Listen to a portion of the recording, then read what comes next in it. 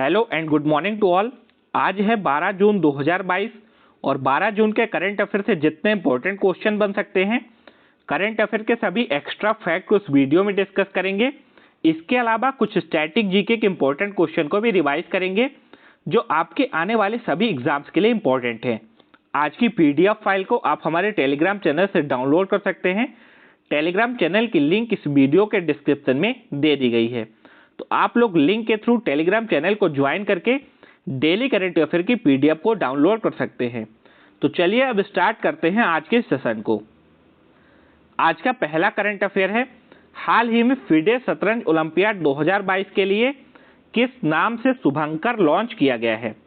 तो अभी तमिलनाडु के मुख्यमंत्री एमके स्टालिन ने फिडे शतरंज ओलंपियाड 2022 के लिए थम्बी नाम का एक शुभंकर लॉन्च किया है। तो इस क्वेश्चन के लिए सी ऑप्शन सही है। तमिल में थम्बी का मतलब होता है छोटा भाई, और अभी एमके स्टालिन ने थम्बी नाम का ये शुभंकर लॉन्च किया है। इमेज में भी आप लोग देख सकते हैं। फ्रेंड्स, जो ये फिडे शतरंज ओलंपियाड 2022 है, पहले इसका आयोजन होना था रूस में, लेकिन अभी रूस और यूक्रेन के बीच में जो युद्ध चल रहा है, इसकी वजह से अब इसका आयोजन किया जा रहा है अपने देश भारत में।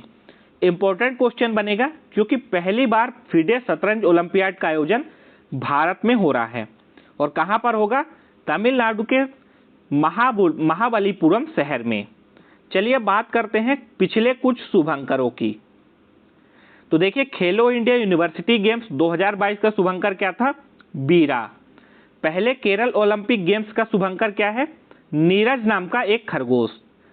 पर्यावरण मंत्री भूपेंद्र यादव ने प्लास्टिक वेस्ट मैनेजमेंट के लिए शुभंकर लॉन्च किया था, और ये क्या था? प्रकृति। नमामि गंगे मिशन का शुभंकर क्या है? चाचा चौधरी। टोक्यो ओलंपिक 2020 का शुभंकर क्या था? मिराई तोबा। और टोक्यो पैरालंपिक का शुभंकर क्या था? सोमाइती। फुटबॉल वर्ल्ड कप 2022 का शुभंकर क्या है? लाइव। और ये फुटबॉल वर्ल्ड कप 2022 का आयोजन कहां पर होगा? कतर में। तो इतनी जानकारी आपको पहले करंट अफेयर से याद रखनी है। फ्रेंड्स, जो लोग जीएस कैरियर एकेडमी के चैनल पर पहली बार विजिट कर रहे हैं, तो चैनल को सब्सक्राइब करके बेल आइकन को प्रेस कर लें, जिससे कि आने वाली वीडियोस की नोटिफिकेशन आपको सबसे पहले मिल जाए। साथ में इस वीडियो को सभी लोग लाइक करेंगे और ज़्यादा से ज़्यादा अपने फ्रेंड्स तक शेयर करेंगे। चलिए बढ़ते हैं अगले करंट अफेयर की ओर। हाल ही में ड्रोन नीति को मंजूरी देने वाला भारत का पहला राज्य कौन सा बना है? तो अभी ड्रोन पॉलिसी को अपनाने वाला भारत का पहला राज्य बन गया है हिमाचल प्रदेश। तो इस क्वेश्चन के लिए बी ऑप्शन सही है। देखिए, ड्रोन से की जब बात आती है तो आपको याद आ रहा होगा कि अभी कुछ दिन पहले भारत सरकार ने ड्रोन के आयात पर प्रतिबंध लगाया था, यानी विदेशों से ड्रोन के जो इंपोर्ट होता था उसको बंद कर दिया था भारत सरकार ने। वजह क्या थी? तो भारत में जो ड्रोन कंपनी है जो इसका निर्माण करती हैं, तो उनको बढ़ावा देने के लिए भारत सरकार ने ड्रोन के निर्यात पर प्रतिबंध लगाया था, आयात पर प्रतिबंध लगाया था। अब ड्रोन से ही आप समझ सकते हैं कि फ्रेंड्स, अभी भारत का पहला ड्रोन स्कूल कहाँ खोला गया है? मध्य प्रदेश में। चलिए बात करते हैं हिमाचल प्रदेश के बारे में, क्योंकि ये करंट अफेयर रिलेटेड है हिमाचल प्रदेश से। तो ये है मैप में हिमाचल प्रदेश। लोकेशन आप लोग देख सकते हैं। हिमाचल प्रदेश के जो बॉर्डर है, इधर पंजाब से लगता है, हरियाणा, उत्तर प्रदेश, उत्तराखंड, जम्मू कश्मीर, लद्दाख, और इंटरनेशनल बॉर्डर लगता है चाइना से। हिमाचल प्रदेश की कैपिटल क्या है? शिमला, जो कि समर कैपिटल है, और धर्मशाला, जो कि विंटर कैपिटल है। चीफ मिनिस्टर हैं जयराम ठाकुर, और गवर्नर हैं राजेंद्र आर्लेकर। कुछ लेटेस्ट के करंट अफेयर हिमाचल प्रदेश से संबंधित। भारत का पहला जैव विविधता पार्क हिमाचल प्रदेश के मंडी में खोला गया। 9वीं महिला राष्ट्रीय ice hockey championship 2022 Himachal Pradesh में आयोजित हुई है। हिमाचल प्रदेश की पुलिस को प्रेसिडेंट कलर अवार्ड से सम्मानित किया गया है। डिजिटल साथी बच्चों का सहारा फोन हमारा योजना हिमाचल प्रदेश में लॉन्च हुई है। 100% घरों में एलपीजी कनेक्शन देने वाला भारत का पहला राज्य बना है Himachal Pradesh. Next current affair है, प्रसार भारती के नए मुख्य कार्यकारी अधिकारी यानी सीईओ कौन बने हैं? तो अभी प्रसार भारती के नए सीईओ बन गए हैं मयंक कुमार अग्रवाल। ये है मयंक कुमार अग्रवाल, जो कि प्रसार भारती के नए सीईओ बने हैं। प्रसार भारती, इसकी स्थापना कब हुई थी? 23 नवंबर 1997 में, और इसका मुख्यालय कहां पर है? न्यू दिल्ली में। सीईओ कौन बने हैं? Mayank Kumar Agarwal. Next current affair है, हाल ही में डिजिटल इलेक्ट्रॉनिक्स के लिए दुनिया का पहला राइट टू रिपेयर कानून कहां पारित हुआ है? तो अभी न्यूयॉर्क में डिजिटल इलेक्ट्रॉनिक्स के लिए दुनिया का पहला राइट टू रिपेयर कानून पारित किया गया। तो इस क्वेश्चन के लिए सी ऑप्शन सही है। बढ़ते हैं अगले करंट अफेयर की ओर। हाल ही में जानवरों के लिए भारत की पहली कोविड-19 वैक्सीन लॉन्च की गई है। इस वैक्सीन का नाम क्या है?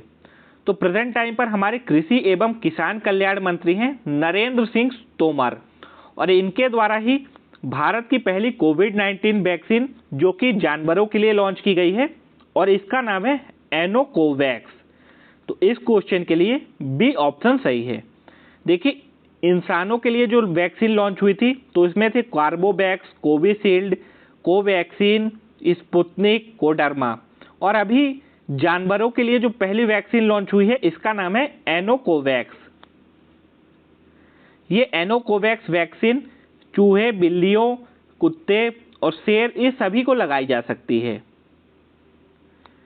नेक्स्ट करंट अफेयर है, हाल ही में अनकडाट द्वारा जारी 2021 में एफडीआई के प्राप्तकर्ताओं में कौन शीर्ष पर रहा है? तो अभी यूएनसीटीएडी के द्वारा 2021 की जो एफडीआई के प्राप्तकर्ताओं की लिस्ट जारी की गई है, इसमें पहले नंबर पर है अमेरिका। तो इस क्वेश्चन के लिए बी ऑप्शन सही है। अमेरिका फर्स्ट पर है, सेकंड पर है चीन, थर्ड पर है हांगकांग, और अपना देश भारत ये कौन से नंबर पर है? 7वें नंबर पर है। देखिए, अमेरिका में सबसे ज़्यादा 367 अरब डॉलर का एफडीआई की प्राप्त हुआ है। इसके साथ ही चीन में कितना हुआ है? 181 अरब डॉलर का। हांगकांग की बात करें तो हांगकांग में हुआ है 141 अरब डॉलर का, और अपने देश भारत में कितना एफडीआई आया है? 45 अरब डॉलर। अब चलिए समझते हैं एफडीआई होता क्या है। तो देखिए, जो विदेशी कंपनियां होती हैं ये अन्य देशों में जब जाकर इन्वेस्ट करती हैं, डायरेक्ट इन्वेस्टमेंट करती हैं, इसको बोलते हैं एफडीआई। अनकडाड, इसका फुल फॉर्म क्या होता है? United nation conference on trade and development. स्थापना हुई थी 1964 में, हेडक्वार्टर है जेनेवा में, और सेक्रेटरी जनरल है रेवेनका ग्रीन्सपैन। एफडीआई का फुल फॉर्म क्या होता है? Foreign direct investment. अगला करंट अफेयर है, हाल ही में तंबाकू नियंत्रण के प्रयासों के लिए डब्ल्यूएचओ ने किसे सम्मानित किया है? तो अभी तंबाकू नियंत्रण के जो अथक प्रयास किए गए हैं, इसके लिए पीजीआई चंडीगढ़ को डब्ल्यूएचओ के द्वारा सम्मानित किया गया है। तो इस क्वेश्चन के लिए सी ऑप्शन सही है। पीजीआई, इसका फुल फॉर्म क्या होता है? Post graduation institute of medical education and research. अब ये सम्मान किसने दिया है? डब्ल्यूएचओ ने। तो डब्ल्यूएचओ का फुल फॉर्म होता है वर्ल्ड हेल्थ ऑर्गेनाइजेशन। स्थापना कब हुई थी डब्ल्यूएचओ की? 7 अप्रैल 1948 में। इसका हेडक्वार्टर कहाँ है? जेनेवा में, और इसके वर्तमान में अध्यक्ष कौन है? टेड्रोस एडोनोम गिबेरियस। देखिए, अभी डब्ल्यूएचओ ने कुछ दिन पहले ही क्विट टोबैको ऐप नाम का एक ऐप भी लॉन्च किया था। अब आप लोग कमेंट करके बताइएगा कि अभी हाल ही में नो स्मोकिंग डे या फिर नो टोबैको डे ये कब मनाया गया है। नेक्स्ट करंट अफेयर है, हाल ही में राष्ट्रीय सीमा शुल्क और जीएसटी संग्रहालय का उद्घाटन कहां हुआ है? तो अभी केंद्रीय वित्त मंत्री निर्मला सीतारमण ने गोवा के पणजी में पहले राष्ट्रीय सीमा शुल्क और जीएसटी संग्रहालय का उद्घाटन किया। तो इस क्वेश्चन के लिए बी ऑप्शन सही है। नेक्स्ट करंट अफेयर है, हाल ही में इंडो यूके कल्चरल प्लेटफॉर्म के एम्बेसडर कौन बने हैं? तो अभी प्रसिद्ध गायक AR रहमान को इंडो यूके कल्चर प्लेटफॉर्म का एम्बेसडर बनाया गया है। देखिए, इंडिया का कल्चर यूके में प्रचलित करने के लिए और यूके का कल्चर इंडिया में प्रचलित करने के लिए AR रहमान को इसका एम्बेसडर बनाया गया है? देखिए कुछ और नाम लिखे हुए हैं। MS धोनी, तो ये अभी हाल ही में विंजो गेमिंग प्लेटफॉर्म के एम्बेसडर बने हैं। अक्षय कुमार, जो कि उत्तराखंड के एम्बेसडर बनाए गए हैं। दीपिका पादुकोण, ये एक इंटरनेशनल कंपनी लुइस वुइटन की ब्रांड एम्बेसडर बनी हैं। AR रहमान, जो कि अभी India UK together season of culture के एम्बेसडर बने हैं। नेक्स्ट करंट अफेयर है, हाल ही में किस देश की स्पेस एजेंसी ने डाविंसी मिशन को लॉन्च करेगी? तो अभी अमेरिका देश की स्पेस एजेंसी नासा के द्वारा डाविंसी नामक एक मिशन को लॉन्च किया जाएगा। तो इस क्वेश्चन के लिए ए ऑप्शन सही है। नासा, इसका फुल फॉर्म क्या होता है? National aeronautics space administration. ISRO कहाँ की कंपनी है? तो ये अपने देश भारत की स्पेस एजेंसी है। और ये CNSA कहाँ की है? तो CNSA जो कि चाइना की स्पेस एजेंसी है। SpaceX जो कि एक प्राइवेट स्पेस एजेंसी है और इसके मालिक है एलन मस्क। तो फ्रेंड्स, ये थे आज के सभी इंपॉर्टेंट करंट अफेयर। अच्छा, डाविंसी का फुल फॉर्म आप लोग याद रखिएगा।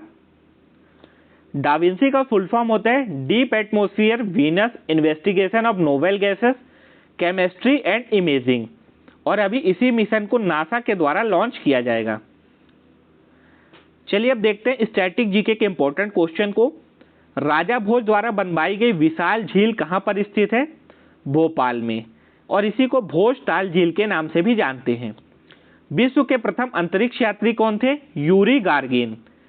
एक एथलीट को त्वरित ऊर्जा प्राप्त करने के लिए क्या लेना चाहिए? कार्बोहाइड्रेट। ऋग्वेद में सबसे पवित्र नदी का दर्जा किसे दिया गया है? सरस्वती नदी को।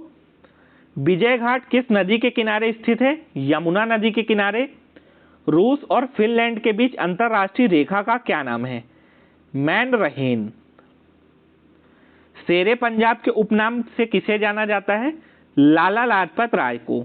इंडिया विंस फ्रीडम नाम पुस्तक किसने लिखी है? मौलाना अबुल कलाम आजाद ने। कालिदास कौन से भगवान की उपासना करते थे? शिव भगवान की उपासना करते थे कालिदास। भटनेर का किला कहां पर स्थित है? राजस्थान के हनुमानगढ़ में। सोडियम कार्बोनेट को सामान्यतः किस नाम से जाना जाता है? वाशिंग सोडा के नाम से। भारत का सबसे बड़ा लीवर पुल कौन सा है? हावड़ा पुल।